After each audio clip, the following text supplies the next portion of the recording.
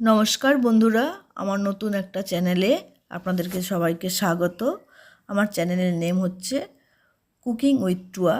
তো এই চ্যানেলে আপনাদের সবাইকে স্বাগত। তো আমি আজকে আমার এখানে রান্নায় শেয়ার করছি থারকন পাতা বাটা। থারকন পাতার উপকারিতা হচ্ছে এই পাতা বাতের ব্যথা, গা হাত পা ব্যথা কমায় আর খেতেও খুব সুস্বাদু। তো এখানে আমি থারকন পাতাটা ভালো করে ধুয়ে নিয়েছি। থারকন পাতা ধুয়ে কড়াই গরম করে আমি শুকনো খোলায়, যেটা ভাজা বলে, শুকনোভাবেই থারকন পাতাটা ভেজে নেব। এখানে আমি থারকন পাতার ডাঁটি শুদ্ধ দিয়েছি, কারণ থারকন পাতা কিন্তু জলটা মরলেই একদম শুকিয়ে অল্প একটুখানি হয়ে যায়।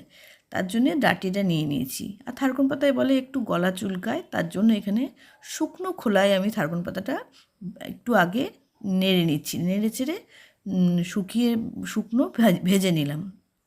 তো দেখুন শুকিয়ে একটুখানি হয়ে গেছে। তো থারকন পাতা বাটা গরম ভাতে খেতে কিন্তু খুবই সুন্দর লাগে। থারকন পাতা বাটা সবাই অনেক রকমভাবেই করে, কিন্তু আমি যেভাবে করছি সেটাই আপনাদের কাছে শেয়ার করছি। তো এখানে আমি শুকনো কড়াইয়ের মধ্যেই এবার দিয়ে দিচ্ছি কালো জিরে, 4টে রসুন আর 3টে শুকনো লঙ্কা। শুকনো লঙ্কা দিলে একটু স্বাদটা ভালো লাগে আর রসুনের গন্ধটাও খুব ভাল লাগে।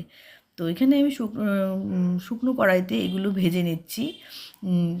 এখানে কালো জিরেটা কিন্তু খুব বেশি ভাজলে পুড়ে যেতে পারে, গন্ধ যেই সুন্দর একটা বেরিয়েছে। তো এই সময় আমি নামিয়ে নিচ্ছি। এবার এইগুলো সবই শুকনো আমি বেটে নেব। সামান্য জল দিয়ে বাটবো, নাহলে মিক্সি করতে অসুবিধা হবে। সামান্য তার জন্যে জল দেবো। তো কিন্তু সবটাই আমি বেটে নিচ্ছি, শুকনো ভেজে বেটে নিচ্ছি, মানে মিক্সি করে নিচ্ছি। তো এখানে আমি অল্প একটু জল দিয়ে মিক্সি করে নিলাম। এই যে সামান্য পরিমাণে জল দিয়েছি, মানে যেটুকু লেগেছে জল বাটতে সেটুকুই আমি দিয়েছি। তো কড়াইয়ে তেল গরম করে এবার দিয়ে দিচ্ছি কালো জিরা ফোড়ন। কালো জিরা যেই চুটপুট করলো, এই মিক্সিতে যে আমি পাতাটা বেটেছি এটা তেলের মধ্যে ছেড়ে দিলাম। তো এবার ভালো করে নেড়ে নেবো। এর মধ্যে দেব সামান্য হলুদ, পাতার পরিমাণ মতন দিয়ে দেবো নুন, সেটা স্বাদ অনুসারে নুনটা দিতে হবে। তারপরে আমি দিয়ে দিচ্ছি 1/2 চামচের মতন গোলমরিচ গুঁড়ো। এখানে গোলমরিচ গুঁড়ো দিলেও খুবই ভালো লাগবে। আর দিয়ে দিচ্ছি রান্নার ব্যালেন্সের জন্য আর খাওয়ার স্বাদ আনার জন্য দিয়ে দিচ্ছি কিছুটা চিনি, 1/2 চামচের কম চিনি। তো সব কিছু দিয়ে এবার নেড়ে চেড়ে পাতাটা ভালো করে নেড়ে নিচ্ছি যতক্ষণ না জল মজছে। তো পাতাটার জল মজে গেছে।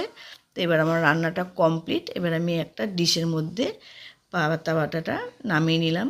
তো এই পাতা বাটা কিন্তু অনেক রকমভাবেই করা যায়, তা আমি যেভাবে করলাম সেটাই আপনাদের কাছে শেয়ার করলাম। তো আমার রান্নাটা কমপ্লিট হয়ে গেল পাতা বাটাটা। যদি আপনাদের কাছে আমার এই রেসিপিটা ভালো লেগে থাকে তাহলে অবশ্যই লাইক করবেন।